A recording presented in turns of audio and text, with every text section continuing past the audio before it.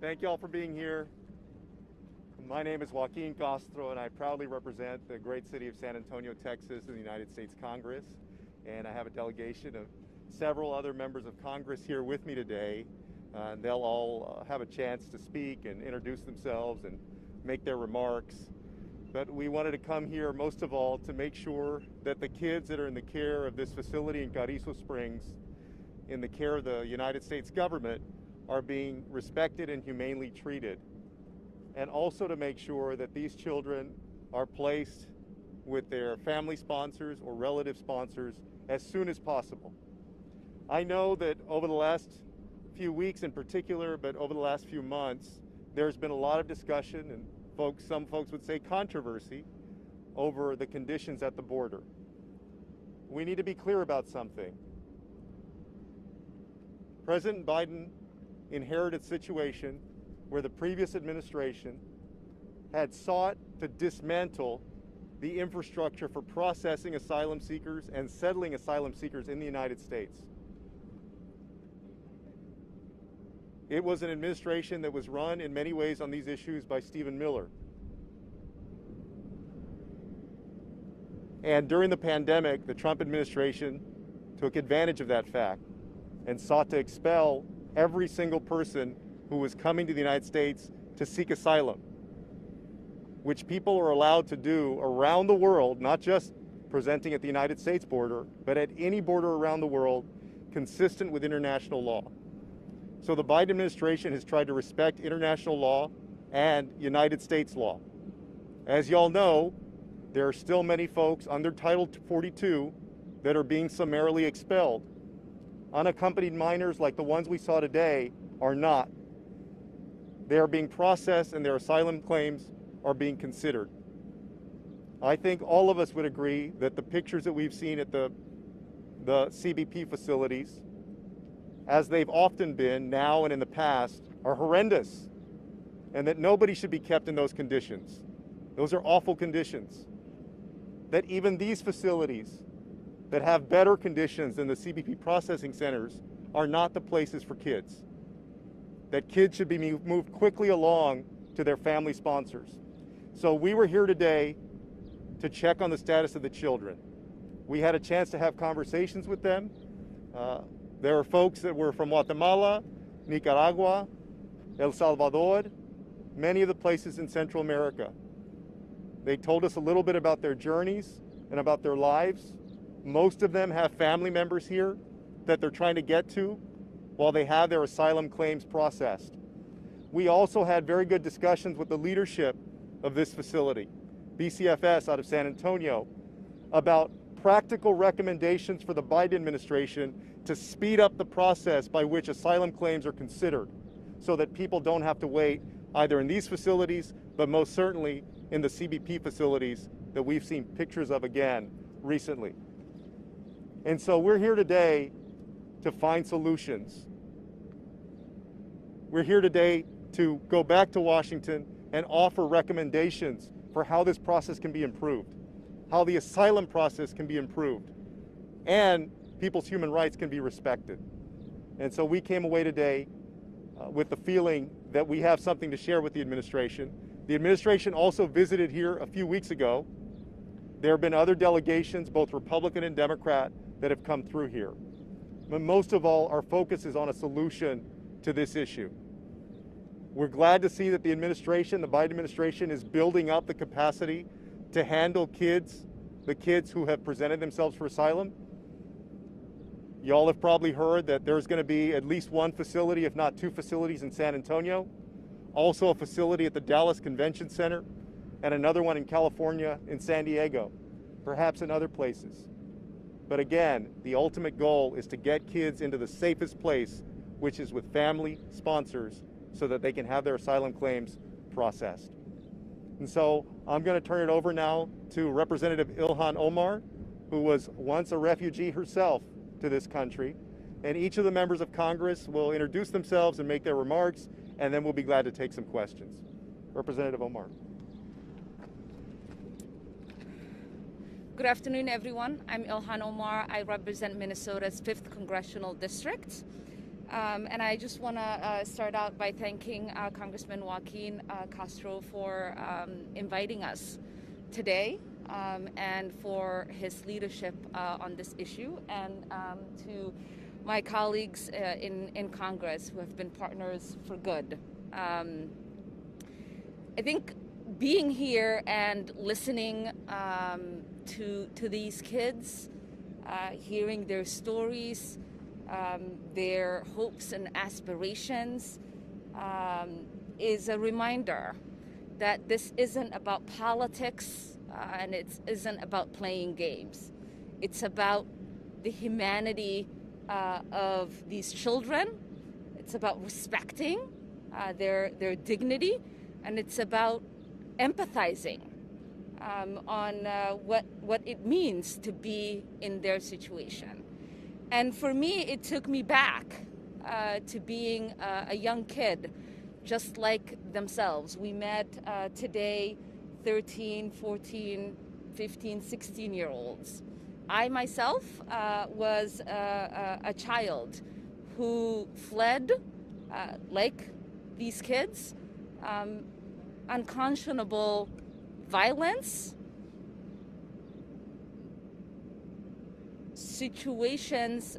I think oftentimes we forget to consider here in our comforts in the United States that many across the world are living with, even our closest neighbors.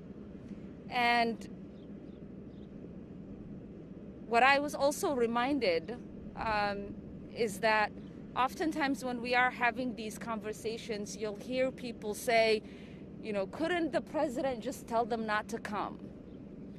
Couldn't, we have messaging and signals sent from an administration, from leaders that tell these families to be responsible and to not put their kids through the horrendous journeys that they're putting their children through. And what I want to remind people is that when my father was making a decision for me at the age of 8 to flee conflict, he was making a decision for me to live. That was the most reasonable and responsible thing a parent could have done. And so I know that for the parents that have made the decision to have their kids take on this journey are making a responsible decision because they want their kids to live, to have an opportunity. And what better place, right, to do that than the land of opportunity. And I know that people who are living in these conditions are not turning on the news to see who's president, right? What will they be met with when they come to the border? They are thinking about what it takes for them to survive. That's the decision they're making. Some of the kids we had conversations with today, when you ask them about, what did you want us to tell the president? What conversations do you want us to share? They're like, I just want to be treated with dignity. I don't know who the president is, right? Because majority of the people are not, political animals like we are. They're looking for an opportunity to survive and to thrive. And so I know that there's a lot of conversations we get to have about the politics and the logistics of all of this. But at the end of the day, at the center and the heart of this conversation are children. Children who are fleeing unconscionable situations, who desperately need for us to meet them with dignity and humanity, and to make sure that we are living up to what international law dictates and what our laws dictate in regards to allowing people to seek asylum in our country. So with that, I will hand it over to Congresswoman Barbara Lee.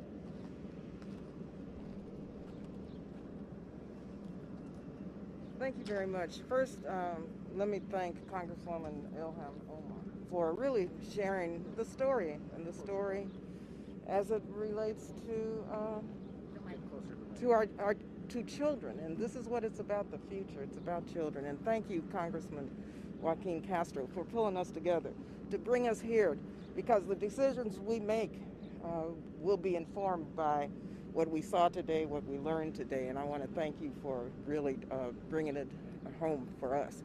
I am Barbara Lee. I represent the 13th Congressional District of California, which includes Oakland and Berkeley, California. But I was born and raised in El Paso, Texas, in an immigrant community, which I am very proud of. I have to also say that I look and I approach these children in terms of their health and safety from the lens of a clinical social worker, which is my professional background, but also as a member of Congress. What we learned today, one, is so important in terms of just the children's health and mental health. I'm always interested in their mental health especially, and looking at crisis intervention and trauma-informed care, which these young people, as you know, need. And I was pleased, and I visited other facilities under the prior administration, and I was pleased to see and learn that these young people have that type of crisis intervention mental health services available to them.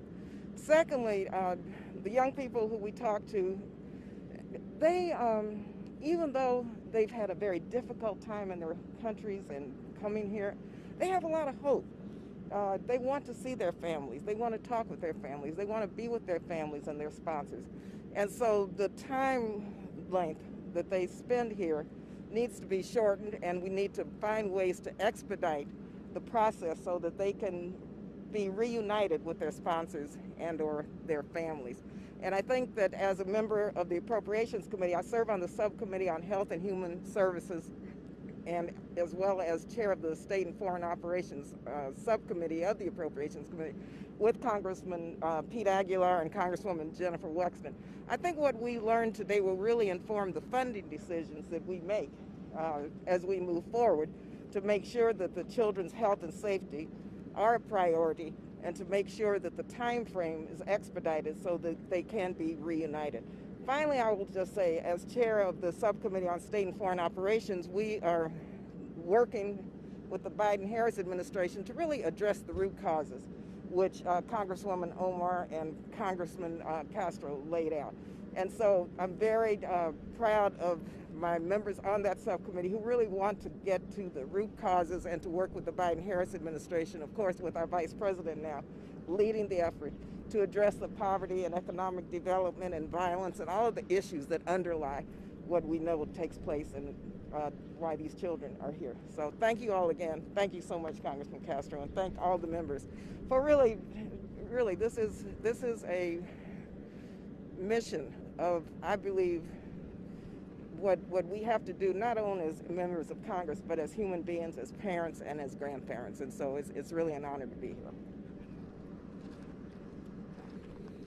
Thank you, Chairwoman Lee.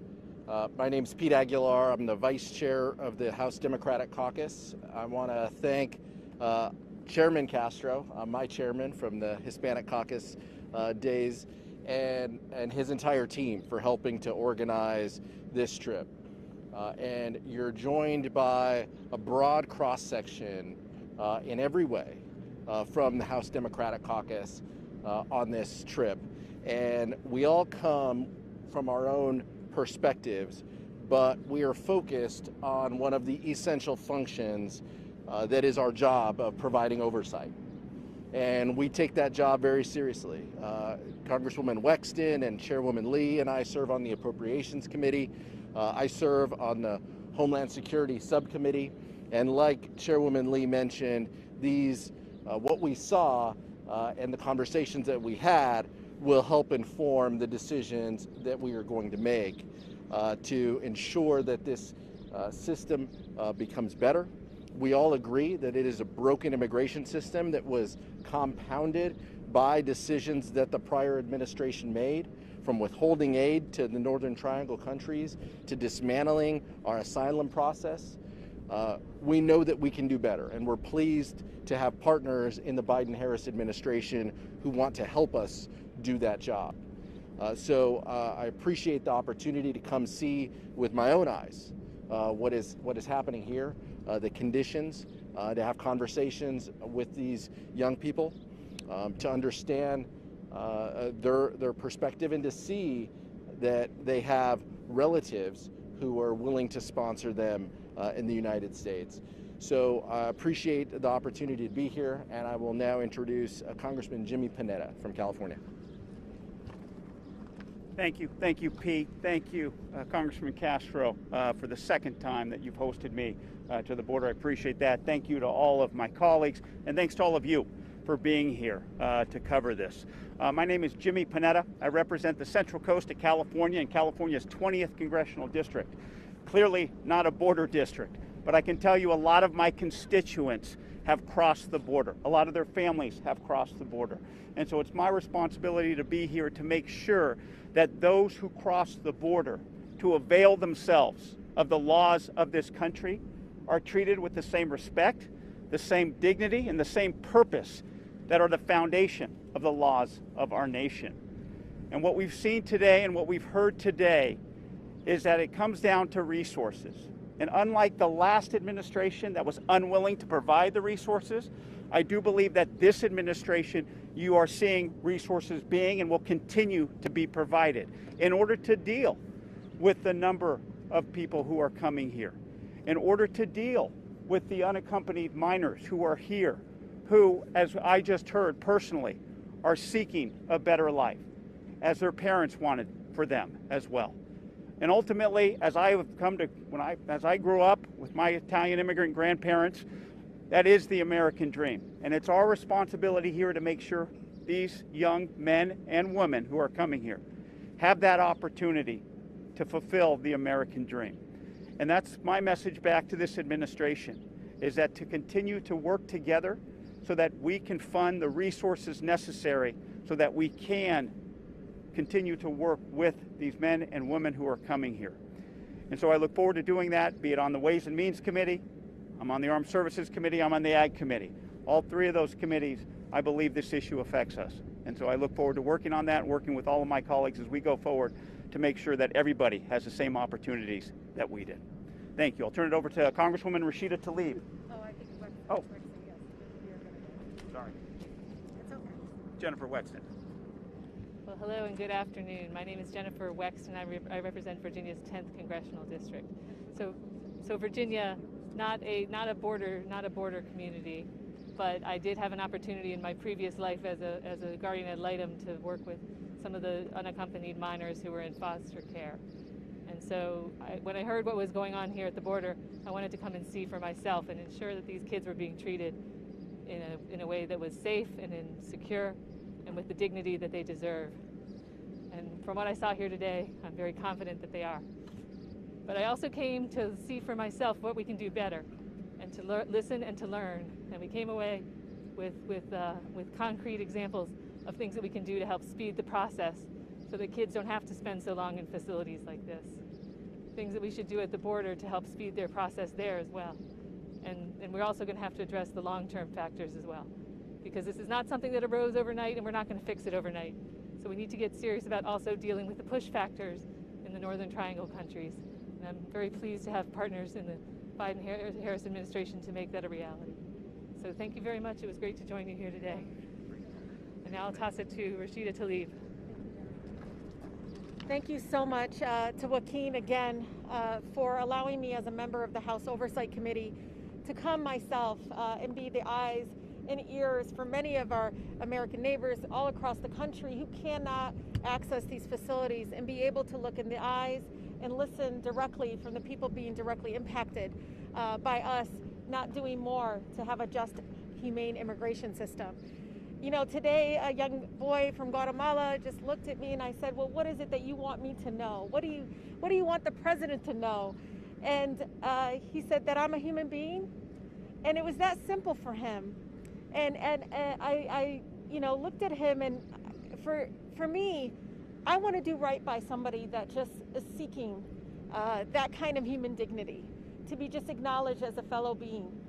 And one of the really important things that we learned here today is these are frontline organizations on the ground here, federal agencies on the ground here who are telling us this is what you can do. This is what you can do to make sure that children can live, right? And today, as I got off this bus, all I could think of was Jacqueline. Jacqueline, who was only 7 years old when she died in detention in 2018, under our care. I don't want that to happen to any child under our care. So it is our responsibility and our duty to come here, to be the eyes and ears for our country, and to make sure that we do right.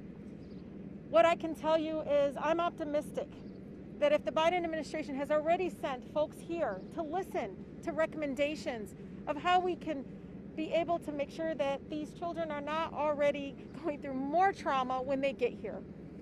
You can hear that and see it in their faces. I'm a mother. I saw it in their faces. They're tired, but they're so still scared. And it's so important for us to be able to, again, understand that these are children. These are children. And so today they gave us those recommendations, and I'm hopeful that this leadership, that the folks that you see here today, will go back and make sure that, again, the resources are here, but also the policies are in place to make sure that, again, that we are treating them humanely. And there are processes now that are legal. And again, we need to make sure that we're following those processes and not allowing people to use these folks as some sort of political pundit. They're not. These are children. And it's, again, very important that we are here to investigate, to fully see it, to have that oversight, and again, do right by these folks.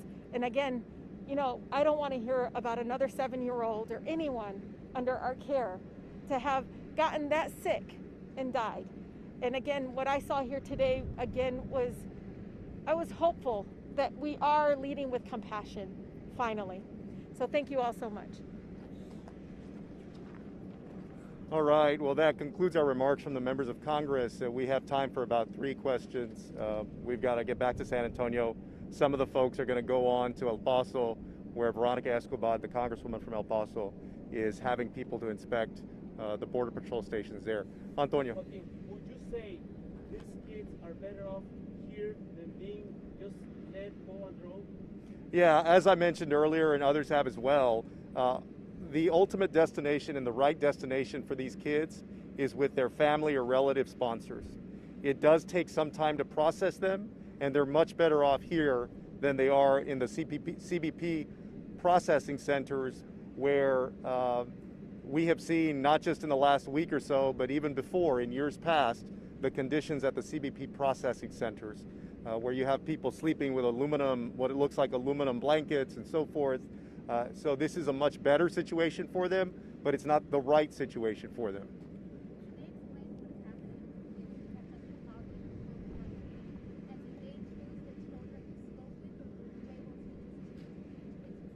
They had a group of children for us to speak to, but we also interacted with others who were there spontaneously as well.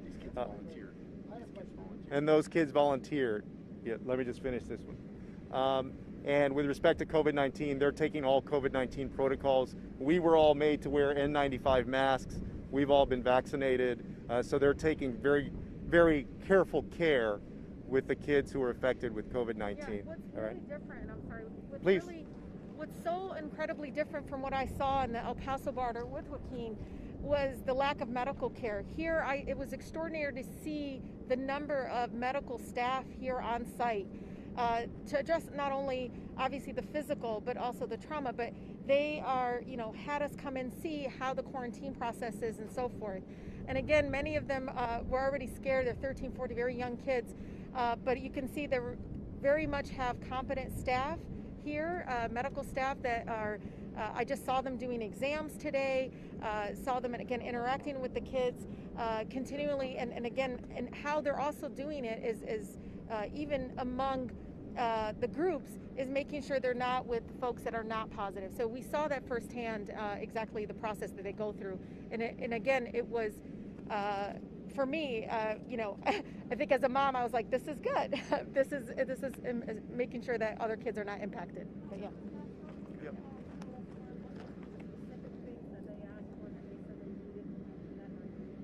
The recommendations for speeding up the process, yeah.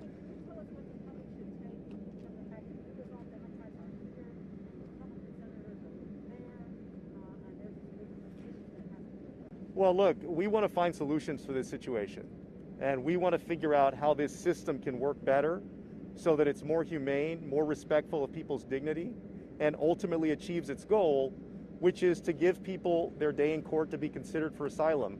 Not everybody who petitions for asylum is going to be allowed to stay in the United States. That's a fact. But these folks should have their day in court. That's what they're asking for. And we should treat them humanely in the meantime. And so with respect to some of the recommendations, for example, there was a recommendation on how the federal government could keep people in places other than the CBP processing centers, so that they would still be identified for who they are when they come into when they present themselves at the border, but they wouldn't be kept in those cramped facilities, and that you could process them more quickly by mobilizing the federal agencies to one location to do that, because we're talking about thousands of people right now.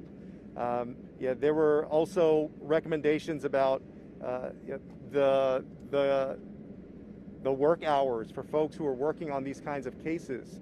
In the past, people's work time was not utilized in the way that perhaps the best way that it could have been. And so we got a list of specific recommendations. Those were also passed along, many of them to the administration a few weeks ago. But I'm glad that we were also informed of them so that we can go back and press the administration on work on those things as well. Yes, Barbara. One of the most important recommendations that has been presented is a variety of ways to shorten the length of time. Shorten the length of time that the young people will be here, so that they can, this is a transition point, so that they can be reunited with their family or sponsors. So they recommended how to do that in a very efficient manner. And once again, it gets down to more resources. Like I said, we were talking about, well, how do you verify the family members that are not here and in other parts of the country? And it's sending caseworkers out there. It's doing background checks. And so that takes, once again, it takes a lot of resources to do that. You don't think that through, but that's all the steps it needs in order for these young men and women to be processed accordingly.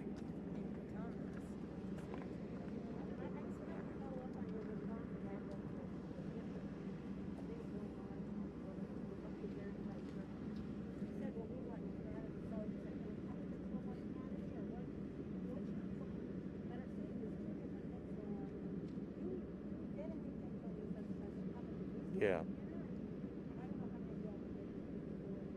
No, I mean, look, we come to these facilities to figure out what's going on and figure out how we can make things better. And that requires not just our efforts, but other members of Congress and the administration and local officials and nonprofits. And so it's a big process to do that. And it takes a lot of work, not just from the members of Congress, but also from our staff who are here as well. And so we're here in earnest. I can't speak to, I know Senators Cornyn and Cruz, I think, are in the Rio Grande Valley today. I don't know whether they've done their event or not. I don't know what their purpose is. Yeah, I mean, in fact, I think on Twitter, before we did this trip, I said any member of Congress who's interested in attending to reach out to my office. I've done that before on the other trips that I've done. And we've actually had, on occasion, in the past, not this time, but we've actually had Republican members of Congress that have been part of things that CODELs that I've been on to border facilities. Go ahead. Members of Congress here, would you call it a crisis, that what's going on with immigration and the border? Young people fleeing violence is a crisis. A broken immigration system is a crisis. We can call it whatever we want. Our job is to help fix it. And so that's what we are focused on. That is our job. That is our responsibility.